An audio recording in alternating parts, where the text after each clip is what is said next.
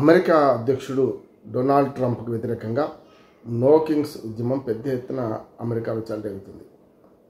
దీనికి కారణాలు తనకు తానే స్వయంకృత అపరాధం అనొచ్చు. ఎందుకంటే ట్రంప్ రెండోసారి గెలిచిన తర్వాత డోస్ పేరు మీద పెద్ద ఎత్తున ఉద్యోగాలలో కోత, ఇల్లీగల్ ఇమ్మిగ్రెంట్స్ పేరు మీద చాలామంది భారతీయులతో సహా అనేక మందిని ఇబ్బందులు పెట్టడం, గ్యాస్ స్టేషన్లలో ముఖ్యంగా సూపర్ బజార్లలో పనిచేస్తున్న ఉద్యోగులను పూర్తిగా తొలగించడం చూస్తున్నాం కదా మనం. చాలా పెద్ద ఎత్తున మొదట్లో ఈ చర్యలు చేపట్టారు. దాంతో ఇంటా బయట నిరసనలు ఎదుర్కొంటున్నారు. అంటే ఇంట్లో ఈగల మోత, బయట పల్లకి మోతలాగా తయారైంది. బయటకు పల్లకి మోత ఏం లేదు, తిట్టినా సరే కొట్టినా సరే నవ్విపోదురుగాక నాకేంటి సిగ్గు అన్నట్టు ట్రంప్ వ్యవహరిస్తున్నారు. ట్రంప్ తెంపరితనం ఎంతవరకు వచ్చిందంటే ఇంట్లో ఎవరు ఆందోళన చేసినా వాళ్ళందరూ కూడా దేశద్రోహులు, దేశానికి వ్యతిరేకంగా ఉన్నవాళ్ళు అనే మాట వస్తున్నది.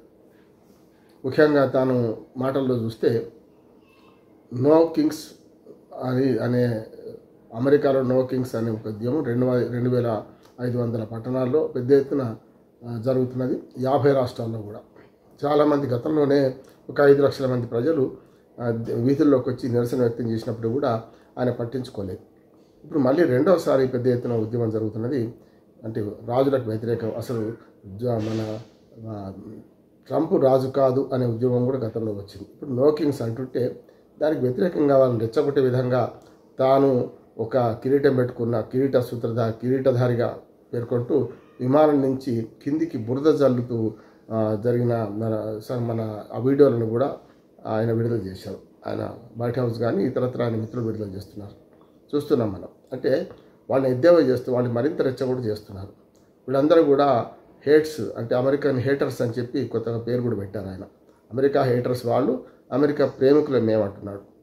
కానీ చూసాం కదా ఇప్పటికే చిన్న చిన్న ఉద్యోగాలు చేసుకునే వాళ్ళను ఇల్లీగల్ ఇమ్మిగ్రెంట్స్ పేరు మీద వాళ్ళ నుంచి బయట పంపించడం, సంఖ్యలు వేసి పంపించడం, దాంతోపాటు విమానాల్లో కనీసం టాయిలెట్స్కి పోయేటప్పుడు కూడా సంఖ్యలు తీయకపోవడం, మన భారతీయ విమానాల్లో వాళ్ళ అత్యధిక ఖర్చు పెట్టి వాళ్ళ భద్రతా విమానాల్లో మన దేశం వాళ్ళని పంపించడం, ఇట్లా అనేక రకాల విమర్శలకు ఎదుర్కొంటున్నా కూడా ఇక్కడ చేయడం లేదు. ఇప్పటికి కూడా మరొకసారి జోకర్గా మారిపోయి ఆయన ఇప్పటికి 8 యుద్ధాలను ఆపిన అంటున్నాడు. అసలు జరిగిన యుద్ధాలు 8 కాదు, ప్రపంచంలో 8 యుద్ధాలను ఆపిన అంటున్నాడు, చూస్తున్నాం మనం.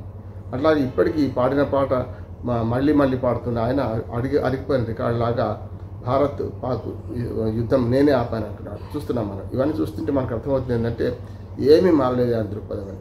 దీనికి అంతా కారణం ఏంటంటే ప్రధానంగా గతంలో ఏదైతే మొదటిసారి గెలిపించినప్పుడే అమెరికా ఆర్థిక వ్యవస్థకు కానీ అమెరికాకు రకరకాల నష్టం చేసిన ఆయనను మళ్ళీ ఒకసారి ఈ ప్రజలు ఎన్నుకున్నారు. అంటే స్వయంకృత అపరాధం వాళ్ళది అంటున్నాను నేను.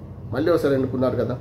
ఒకసారి 2017 నుంచి 21 జనవరి 20 దాకా చూసిన ఆయన పాలన చూసిన వాళ్ళు మళ్ళీ 2024 జనవరి నుంచి మన 24 నవంబర్లో జరిగిన ఎన్నికల్లో ఎన్నుకోవడం అంటే తప్పు చేసినట్టే కదా.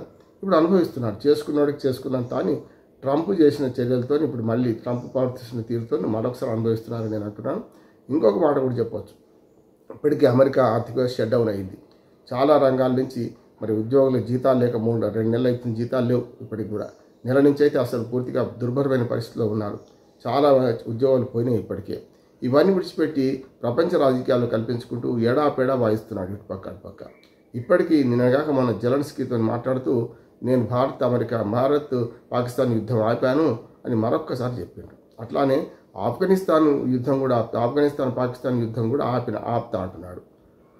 గతంలో వాటికి దిక్కు లేదు, ఇప్పుడు కొత్తగా వీటిని కూడా పరిగణలోకి తీసుకుంటున్నారు. ఇప్పటికీ ఆఫ్ఘనిస్తాన్లో 30 ఏళ్ళు తిష్టవేసి గతంలో అమెరికా, అంతకుముందు రష్యా భంగపడ్డాయి కదా. అప్పుడు పాకిస్తాన్లో వాళ్ళు ఆశ్రయం తీసుకున్నారు కదా. ఇటీవల పాకిస్తాన్ సైనికాధ్యక్షుడు కానీ సైన్య అధికారులు కానీ మాట్లాడుతుంది కొంతవరకు నిజమేమనంటే ఆఫ్ఘనిస్తాన్ వాళ్ళు తమ దేశంలో ఉండి యుద్ధం చేశారు కదా, తాలిబాన్లకు ఆశ్రయం ఇచ్చింది మేమే కదా అని. మరి అదే తాలిబాన్తో దెబ్బతింటున్నారు కదా. ఎప్పుడు కూడా తీవ్రవాదానికి ఆశ్రయం ఇచ్చిన ఎవరైనా కూడా దానికి బరిగాక తప్పదనడానికి పాకిస్తాన్ మంచి ఉదాహరణ. నిన్నగాక మనం బ్రహ్మోస్ క్షిపణులు మనం తయారు చేసుకొని మన భారతదేశ అంటే దేశీయ క్షిపణులు నిన్ననే మనం ధన్త్రయోదశి సందర్భంగా మనం విడుదల చేసినాం, వాడకం మొదలుపెట్టాం. ఇప్పటికే 4,000 కోట్ల రూపాయల ఆర్డర్లు కూడా బయట దేశాల నుంచి వచ్చినాయి.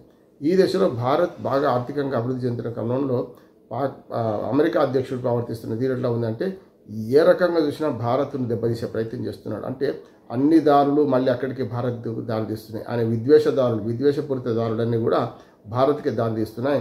భారత్లో ఉన్న విద్యార్థుల పట్ల, భారత్లో ఉద్యోగుల పట్ల అనేక రకాలుగా ప్రవర్తిస్తున్న ఆయన గుర్రం దగ్గర నీళ్ళు వస్తాయా, నీళ్ళ దగ్గర గుర్రం పోద్దా అంటే గుర్రం దగ్గర నీళ్ళు రావు, ఎప్పుడు కూడా నీళ్ళ దగ్గరికి గుర్రం వెళ్ళాలి. కనుక ఇవాళ అమెరికన్ కంపెనీలు చాలా వరకు మన భారతదేశంలో తమ యూనిట్స్ పెట్టడానికి సిద్ధమవుతున్నాయి కూడా. అంతేందుకు నిన్నగాక మొన్న మనకు గూగుల్ హబ్ పెద్ద ఎత్తున మనకు ఆంధ్రప్రదేశ్లో విశాఖపట్నంకి వస్తున్నది. అందుకని మనం చూస్తుంటే ఒప్పందాలు కుదుర్చుకున్నారు, శంకుస్థాపనలు జరుగుతున్నాయి. అట్లా చూసుకుంటే భారతదేశానికి అమెరికా కంపెనీలు తరలిపోకుండా ఉండాలంటే ఇటువంటి విద్వేషపూరిత వ్యాఖ్యలు చేయాలి. దాంతోపాటు దేశంలోని 2500 ప్రాంతాల్లో ఇంత ఆందోళన జరుగుతుంటే ఏ అధ్యక్షుడైనా సరే సెల్ఫ్ డిఫెన్స్లో ఉంటాడు, ఎప్పుడు కూడా అఫెన్స్కి పోరు. ప్రభుత్వం ఎప్పుడు అఫెన్స్కి పోవద్దు. అటువంటిది సెల్ఫ్ డిఫెన్స్లో ఉండాల్సిన అధ్యక్షుడు తనకు తానే కిరీటం పెట్టుకొని విమానంలో ప్రయాణిస్తూ మీది కింద ఆందోళనకారులపై బురద జల్లే వీడియోలను రిలీజ్ చేస్తున్నాడంటే చూడవచ్చు కదా మనం ఎంత దుర్మార్గం చేస్తున్నారు. దాంతోపాటు అమెరికా పౌరులు కూడా దానికి తగ్గట్టుగానే గట్టిగా ప్రతిఘటిస్తున్నారు. ట్రంప్ను రాజుగా వర్ణిస్తూ నో కింగ్స్ అని చెప్పి, అమెరికాలో నో కింగ్స్ అని చెప్పి చేస్తున్నారు. అది పురాతనమైన ప్రజాస్వామ్యం అమెరికా. ఎందుకంటే రాజు లేని ప్రజాస్వామ్యం. వలస రాజ్యం అయినా సరే 250 సంవత్సరాలకు పైగా ప్రతి 4 సంవత్సరాలకు ఒకసారి అధ్యక్షుడిని ఎన్నుకుంటున్నారు. 1-2 సందర్భాల్లో తప్ప, ప్రపంచ యుద్ధాలు తప్ప, అప్పుడు తప్ప మిగతా అప్పటికి ఇప్పటికి కూడా ప్రజాస్వామ్యం వర్ధిల్లుతుంది అక్కడ. అంటే అతి పురాతనమైన ప్రజాస్వామ్యంలో ఇటువంటి ప్రజాస్వామ్యం పేరు మీద నియంత్రణ వచ్చిండు అనే ఆరోపణలు కూడా ట్రంప్ ఎదుర్కొంటున్నాడు. అన్నిటికంటే తన ప్రజలను సుంకాల పెంపుతోని, ప్రతీకార సుంకాల పెంపుతోని తన ప్రజల్నే ఒక రకం చెప్పాలంటే ఆర్థిక భారం పడేస్తున్నాడు తన ప్రజల మీద. ఒకటి, చిన్న ఉద్యోగాలు చేసుకున్న వాళ్ళు తీసేయడం వల్ల వాళ్లకు అమెరికాను ఉద్యోగం పెట్టుకోవడానికి తలభారమైంది. రెండోది, చిన్న పని మనుషులు రకరకాలుగా గ్యాస్ స్టేషన్లలో సూపర్ బజార్లో పనిచేసే వాళ్ళని కూడా తీసేయడం వల్ల ఇప్పుడు కొత్తగా వాళ్ళు ఉద్యోగం పెట్టుకుంటే కష్టమవుతుంది. అట్లాగే మన దేశంలోని చదువులకు వెళ్ళే వాళ్ళు చాలామంది, మన దేశంలో చైనా కావచ్చు, ఇతరత్ర దేశాల వాళ్ళు చాలామంది, అంటే చైనా లాంటి వాళ్ళ దేశం నుంచి పోయిన వాళ్ళు మళ్ళీ చదువుకుంటున్నారు, వెనక్కి వస్తున్నారు. కానీ మన దేశం నుంచి పోయిన వాళ్ళు అమెరికా కళలు కానీ అక్కడే సెటిల్ అవుతున్నారు. దానికి భంగం కలిగి చేస్తున్న సందర్భం చూసినాం. ఇవాళ అమెరికా యూనివర్సిటీలు సుమారు 40,000 కోట్ల రూపాయల తమ విద్యార్థుల నుంచి వచ్చే ఆదాయాన్ని కోల్పోయింది. ఇది ఒకటే కాదు, ప్రతిదాన్ని నియంత్రిస్తున్నాడు. అంతేందుకు డోజ్ పేరు మీద ఎలాన్ మస్క్ కొత్తలో ఉద్యోగాలు తీసేసి సంబరపడ్డ తానే ఆయన ఉద్యోగం కూడా బీకేసిండు. ఒక రకంగా చెప్పాలంటే రాజీనామా చేశారు కదా మన ఎలాన్ మస్క్ డిఓజీ పదవికి. అందుకని చూస్తుంటే మనకు అటు రామస్వామి మాటలు వినలేదు, డిఓజీ మన ఎలాన్ మస్క్ మాటలు వినలేదు. అంటే వినదగుని ఎవరిని చెప్పినా అనకుండా వితరణీతి కాకుండా కణికనీతి పాటిస్తూ వాళ్ళ అమెరికా అధ్యక్షుడు చేస్తున్న చర్య ప్రపంచవ్యాప్తంగా ఒక దుర్మార్గాన్ని సృష్టిస్తుంది. సరైనది కాదు. ఏదైనా సరే తాను తీసిన గోతిలో తానే పడతాడన్నట్టు ఇవాళ అమెరికాలో ఇంట ఈగల మోత ఎదుర్కొంటున్న తాను విమర్శలను తట్టుకోవడానికి వాళ్ళ మీద దాడి చేయొచ్చు ఇవాళ. కానీ అంతిమంగా ప్రజలు విజయం సాధిస్తారు. అమెరికా ప్రజలు ఒక రకంగా శాంతి కాముకులే, దాంతోపాటు అవసరమైతే పోరాట కాముకులు కూడా పోరాటాన్ని కూడా చేస్తారని మనకు తెలుస్తుంది. దాన్ని బట్టి రేపు భవిష్యత్తు తరాల వారికి కూడా ఒక ట్రంప్ ఒక ఉదాహరణగా నిలుస్తాడు. అంటే దుర్మార్గానికి ప్రతీకగా, ఒక నియంత్రణ ప్రతీకగా, ఒక తప్పుడు మాటల ప్రతీకగా, అట్లాగే అబద్ధాల కోరుగా ఇవన్నీ నిలిచే ప్రయత్నం చేస్తారు. అవుతుంది. మహా అయితే ఇంకో 3 ఏళ్ళు మాత్రం ఆయన పదవిలో ఉంటారు. 3 ఏళ్లలోగా అమెరికాను సర్వనాశనం చేస్తారా, అమెరికాను ఓ రకంగా నవ్వుల పాలు చేస్తారా అనేది వేచి చూడాలి.